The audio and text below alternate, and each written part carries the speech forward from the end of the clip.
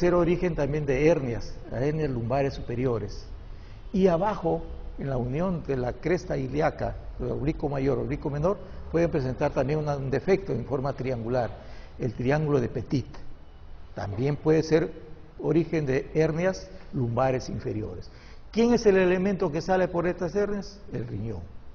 Siempre va a ser el riñón, ya sea por la superior o por la inferior, el elemento que sale es el inferior. ¿Cuántas hernias de Griffith he visto? Una. No es muy común. Donde se producen más hernias es a nivel de la pared anterior y inferior. La más frecuente, la hernia umbilical. Luego, las hernias inguinales. Las hernias umbilicales por lo general se cierran solas, pero con control. ¿Qué debemos evitar?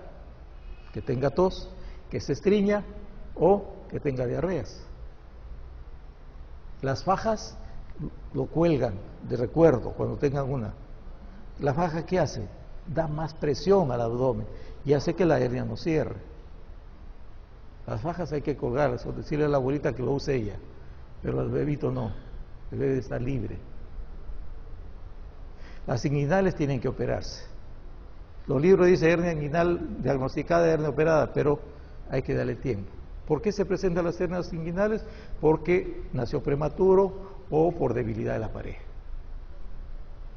Así como el tórax y el abdomen estaban unidos por el conducto pleuroperitoneal, igualmente el abdomen está unido con el escroto, con el labio mayor mediante una comunicación, que es la comunicación pleurovaginal. Esta comunicación debe cerrarse a los 7 meses de gestación. Entonces los niños prematuros es común ver pues unas tremendas potras, ¿no? Unas tremendas hernias, que no es urgente operarlos, sino hasta cuando tengan determinado peso, o cuando uno quiere operar a un niño muy pequeño, un desnutrido, se va a recidivar. Entonces hay que hacer un solo trabajo, pero hacerlo en el momento oportuno, cuando el niño esté bien nutrido. Cuando uno quiere poner una semilla, tiene que preparar primero el terreno. El niño tiene que estar sano, no puede, así tenga tos y le salga la hernia, no lo operen. Hay que reducirlo. Se reduce sedándolo al niño, se lo cuelga. Los piececitos se lo amarra ahí, se lo cuelga después de sedarlo, y solita la hernia va a regresar.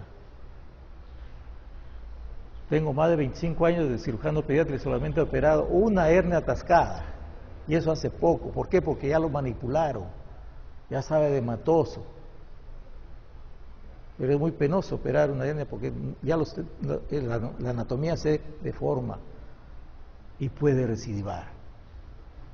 No sé, por eso que no se debe operar. Bueno, hablamos de abdomen. Ya les he hablado de la pared, esta es la parte anterior.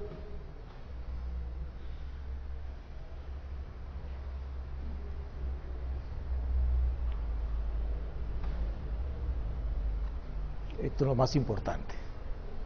La cavidad abdominal, para poderlo explorar, igual que en el tórax, tenemos que proyectarlo hacia la superficie.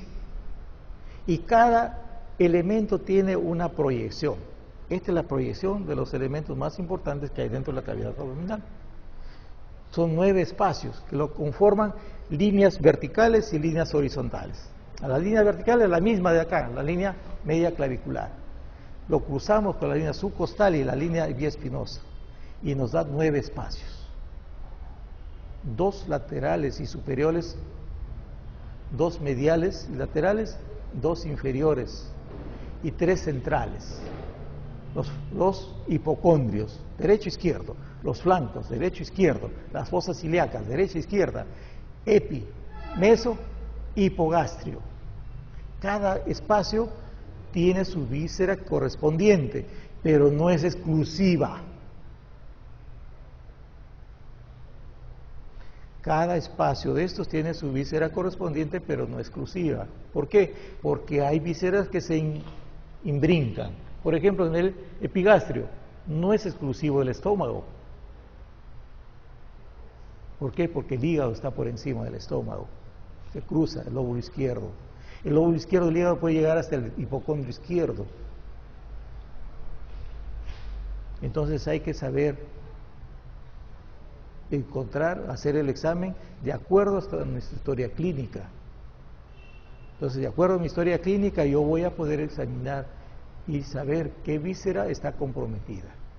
Sabiendo la ubicación de la víscera, yo ya voy a presumir qué víscera está comprometida. Así como hay hernias o defectos de pared que produce hernias, no les he hablado de la epigástrica. La epigástrica lo podemos encontrar desde la apendicifoides hasta la cicatriz umbilical, la línea media. Característico de un niño que tiene menos peso y menos volumen que el resto de su generación, que se llena rápidamente y que cuando está comiendo dice quiero ir al baño o me da náusea, quiero vomitar. Entonces no se alimenta adecuadamente, por eso que tiene menos volumen o crece menos que el resto. Porque rápidamente se llena, entre comillas, no es que se llene, sino que como tiene la hernia y está atrapado en el epíplon, le duele. Cuando se llena el estómago, le duele. Lo tracciona el epíplon y le duele. Los pediatras no examinan y de frente le piden exámenes auxiliares para buscar parásitos. No, es Giardia, dice. Helicobacter. Y le dan tratamiento para eso. Y al mes lo están viendo lo mismo. Entonces, cuando uno examina, encuentra un defecto ahí, y es una hernia epigástrica. Hipocondrio derecho, hígado, ¿no? Epigastrio, estómago. Hipocondrio izquierdo, vaso. Flanco derecho, colon ascendente. Mesogastrio, si es hacia el lado izquierdo, será yeyuno. Si es hacia el lado izquierdo, será ilium. Acá al lado del flanco izquierdo, descendente. Fosa ilíaca derecha, apéndice, ¿no? Ciego. Uréter, derecho. Hipogastrio, vejiga, útero. Fosa ilíaca izquierda, sigmoides, ovario. Uréter, izquierdo. Entonces, por eso es importante saber qué elemento se va a ubicar y la característica de la sintomatología. El sexo, la edad, todo se relaciona para poder hacer un diagnóstico. Es diferente un dolor abdominal en una niña que está a la mitad de su ciclo menstrual que un varoncito que tiene un dolor agudo que se presenta por primera vez y que va creciendo.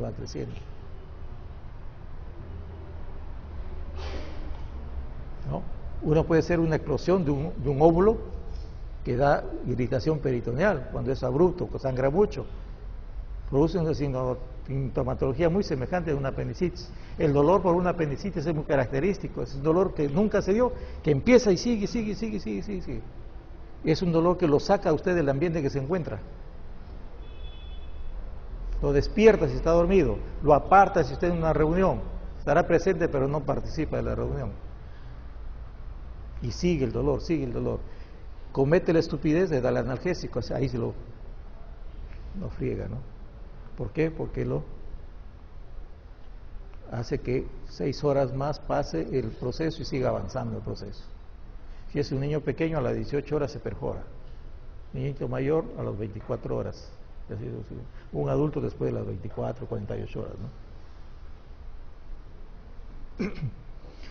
Una niña que está en la mitad de su regla está ovulando, entonces el óvulo eclosiona y puede dar un dolor muy parecido a una apendicitis, pero no tiene todas las sintomatologías que da una. La apendicitis, dolor, hiporexia, náuseas, vómito. Un día un colega, cuando recién estábamos empezando la vida asistencial, lo había conocido en la residencia, yo entraba a la guardia y él salía. Y en lugar de saludarnos, nos hacíamos preguntas. Yo le pregunté, le dije, ¿de cuándo aquí las guardias te hacen daño? Y él no me contestó mi pregunta y me pregunta, dime, ¿hay apendicitis sin fiebre? Entonces yo tampoco le contesté su pregunta y le dije, vamos, te examino. Y me insistió, pero dime, ¿hay apendicitis sin fiebre? Vamos, te examino. ¿Por qué le había preguntado yo si las guardias le hacían daño? Porque le había visto otra fasis, nunca lo había visto esa fasis. Si no me preguntaba él nada, yo no sabía por qué estaba con esa cara, ¿no? Pero ya cuando me preguntan que si hay apendicitis y fiebre, yo le digo, está con dolor abdominal por una apendicitis y por eso que tiene esa cara, ¿no? Entonces, como ya yo le gané la batalla y le dije, vamos, te examino, ¿por qué crees que te preguntaba o le dije que si las guardias hacen daño? Porque te he visto que tienes una cara diferente a la que te conozco. Se había pasado todo el día de guardia con el dolor abdominal. Entonces, lo examiné yo y ya le dice el diagnóstico, pero lo llevé a la emergencia de adultos para que sea operado, ¿no? Bueno, yo estaba de guardia, yo regresé a mi guardia y lo dejé en la emergencia. Este colega había intentado irse a su casa. La suerte fue que no prendió su carro, entonces no, se quedó y lo operaron. Me debe 2 veces la vida este sujeto. Otra vez me llama a su consultorio, ya me había hablado que tenía una hernia inguinal. Bueno, le digo, ¿cuándo te operamos? Un día me llama, puedes venir a examinar, ¿sabes qué? ¿Te acuerdas de la hernia? Sí, ya no lo puedo reducir. Voy, intenté reducirlo y no se podía reducir, pues. Pero ahí, como no estaba de guardia, lo llevé a la emergencia, lo acompañé a las instituciones auxiliares y recién lo dejé cuando ingresó a sala. ¿Qué cosa era? Era una hernia deslizada. ¿Qué cosa es una hernia deslizada? Cuando el contenido dentro del saco está pegado el peritoneo, el meso. Es una hernia deslizada. O sea, parte del saco tiene meso ahí. Entonces eso hace que el saco herniario sea muy grueso y si tiene contenido es difícil de reducir. Entonces, dolor abdominal más común en cualquier sujeto, dolor por apéndice. ¿Dónde se localiza? Más del 80% fósil acá derecha. Un dolor a nivel del hipocondrio derecho, vesícula, una colelitiasis o una ¿cómo se llamará si no hay cálculos? ¿No? Una hidrocolicitis, ¿no? Pero hay antecedentes.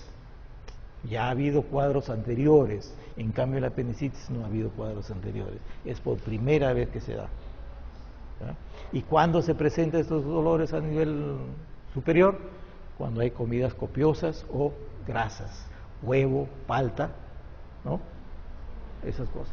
Entonces hay antecedentes y es un sacerdotito, ¿no? Obesidad está en relación con colecitis, con cálculos. Entonces siempre hay que buscar antecedentes también de los familiares, antecedentes personales, antecedentes de origen. En nuestra patria hay lugares característicos de determinadas patologías. Piuranos, iqueños, vesícula. ¿Por qué? Por el agua, aguas salobres, mucho cálculo, muchas sales.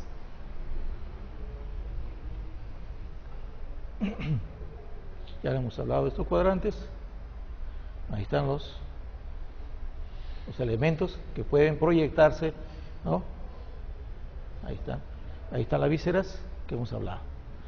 Un dolor en faja, páncreas. Lamentablemente, cuando el páncreas duele, ya es muy tarde a veces. Entonces, un trabajador tiene que hacer sus exámenes prevacacionales, tiene que hacer sus chequeos anuales. Antes era privilegio de algunos funcionarios solamente hacer su chequeo médico anual, ahora es obligatorio. Tiene que hacerse un examen, incluso si es un trabajador temporal, tiene que hacerse un examen pre y un examen cuando sale.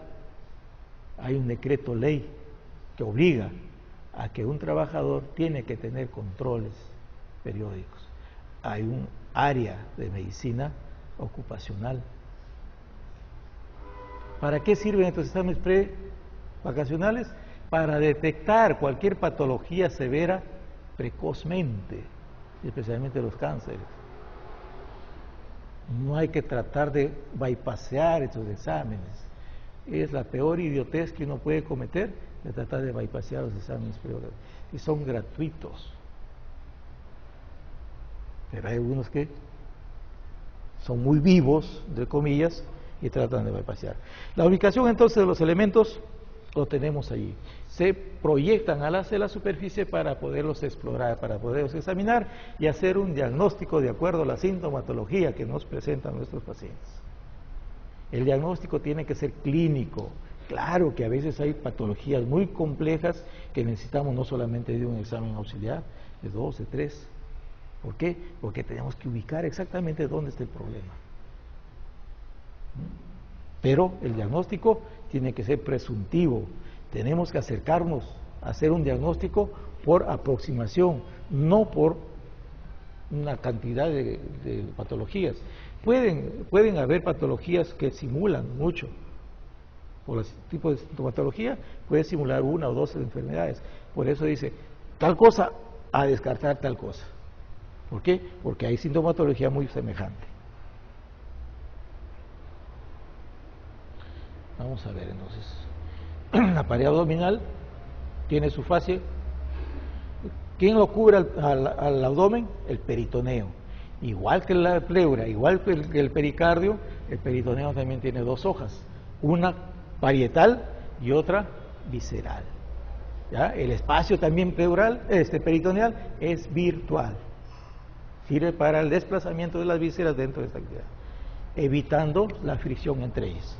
Cuando hay fricción, se forma adherencia, se forman bridas, se puede producir una obstrucción intestinal. ¿Ya?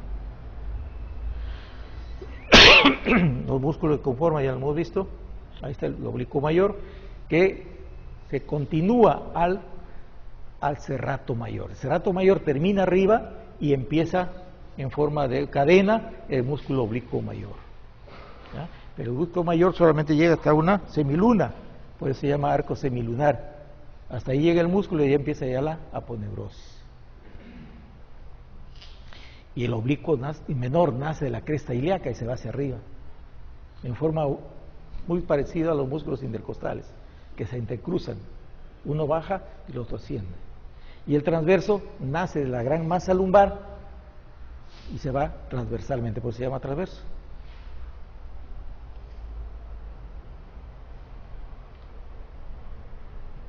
Ahí está, este es el transverso. El interno, este es el transverso.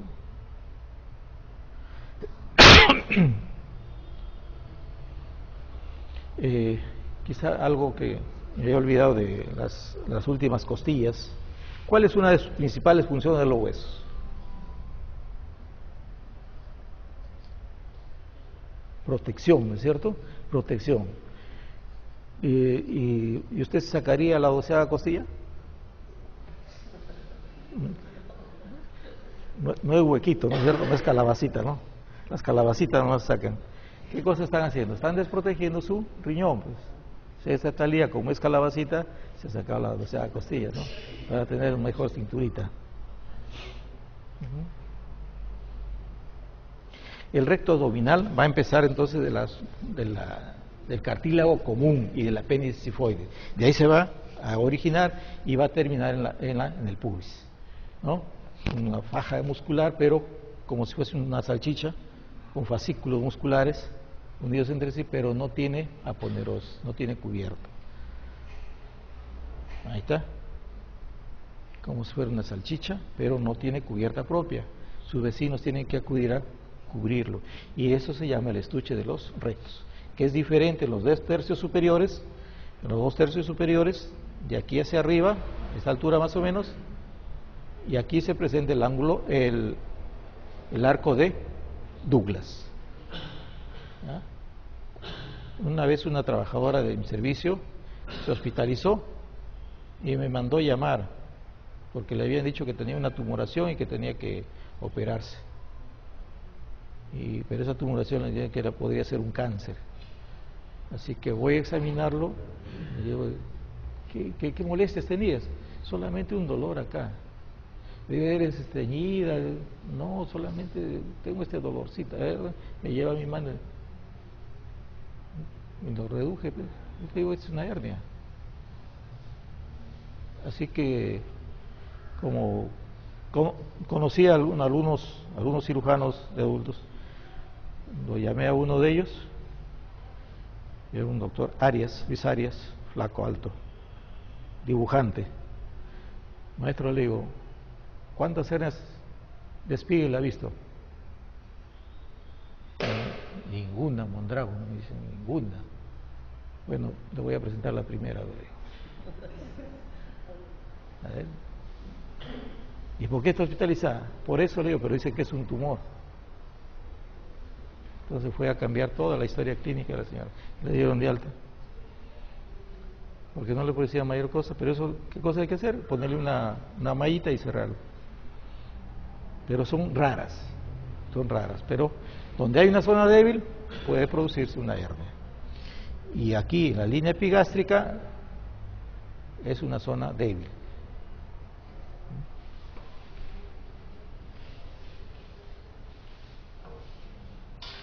Estuche de los reinos o vaina de los rectos, el escroto y el testículo. Recuerden que también el músculo transverso va a formar parte del músculo que suspende al testículo. ¿Cómo se llama?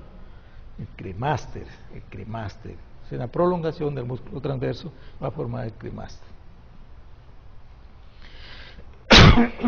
Y va a formar parte de una capa que es la túnica externa. ¿Qué elementos pasan por el conducto o el canal inguinal? En el caso de la mujer, ¿qué pasa? ¿Qué elemento pasa en la mujer? El ligamento redondo. El ligamento redondo, el cachito que tiene el útero hacia adelante, ese ligamento redondo va al pubis, va justamente dentro del canal inguinal.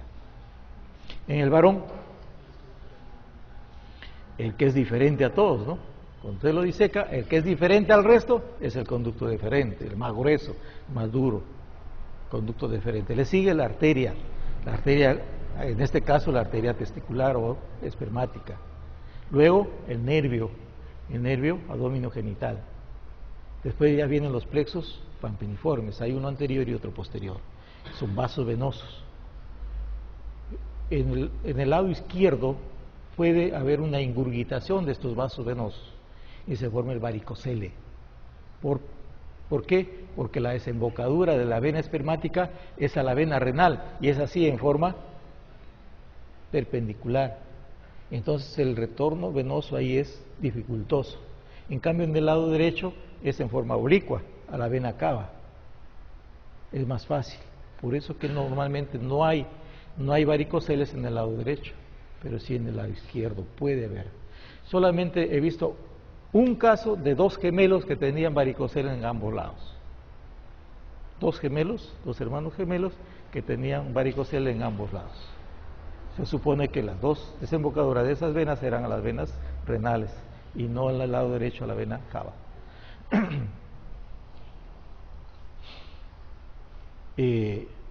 Dentro del, ya bueno, el testículo ya no voy a hablar a ustedes. Escroto, testículo.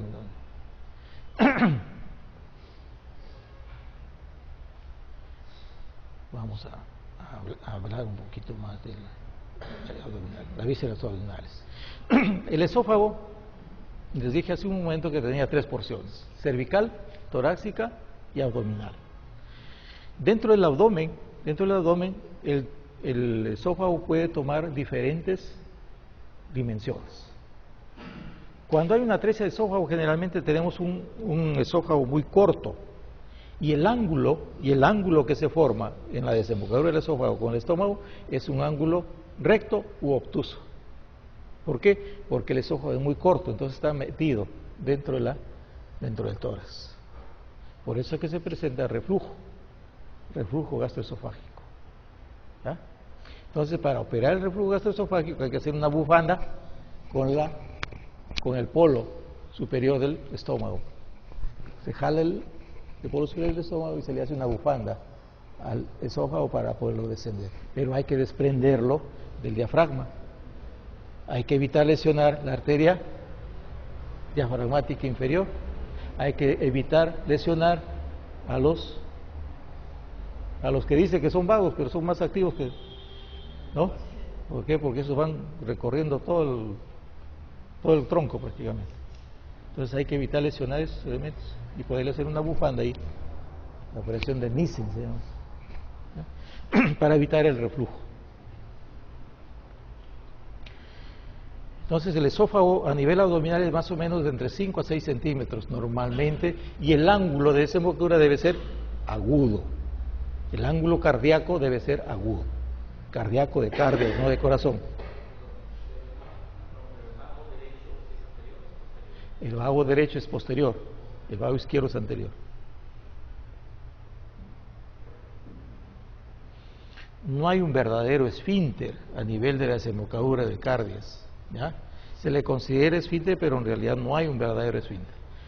Quien va a evitar el reflujo gastroesofágico va a ser el ángulo cardíaco. Si el ángulo es agudo, como estamos viendo en la figura, ahí sí no va a haber reflujo. ¿Por qué? Porque hay un esófago abdominal largo. Entonces la desembocadura es en forma oblicua, ¿ya? El esófago no tiene serosa, tiene muscular igual que el intestino, longitudinal externa, circular interna y su mucosa, ¿ya? Tiene su peristaltismo propio, tiene su irrigación segmentaria, irrigación cervical, irrigación torácica y irrigación abdominal. Entonces también su peristaltismo va a ser o su inervación también va a ser segmentaria. Entonces cuando viene el bolo alimentario impulsado por la compresión de la lengua sobre el paladar blando, hace que y pase a la faringe, y la faringe lo va a expulsar también por los músculos constrictores superior, medio e inferior, y se produce la migración a través de la luz del esófago. La luz del esófago también es virtual, siempre ese tubito está cerrado, solamente es real cuando pasa el bolo alimentario, ¿no? Ahí están viendo cómo se contrae y va pasando el bolo alimentario y se va cerrando.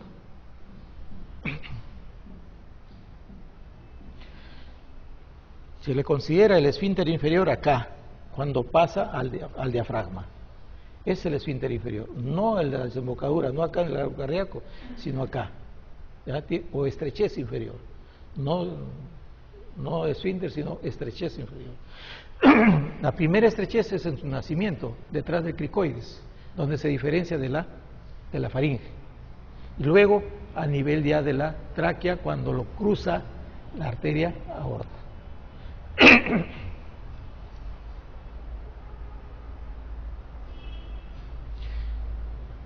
El drenaje es paralelo a las venas intercostales, o sea, va a la vena ácido, el torácico. El cervical va a las venas cervicales. El abdominal, ¿a dónde va a ir? Al hígado, a la vena porta. Solamente una pequeña porción puede ir a la ácidos, la que sea intermedia. Cuando está pasando el tórax hacia el estómago, hacia el abdomen, puede ir a la vena ácidos.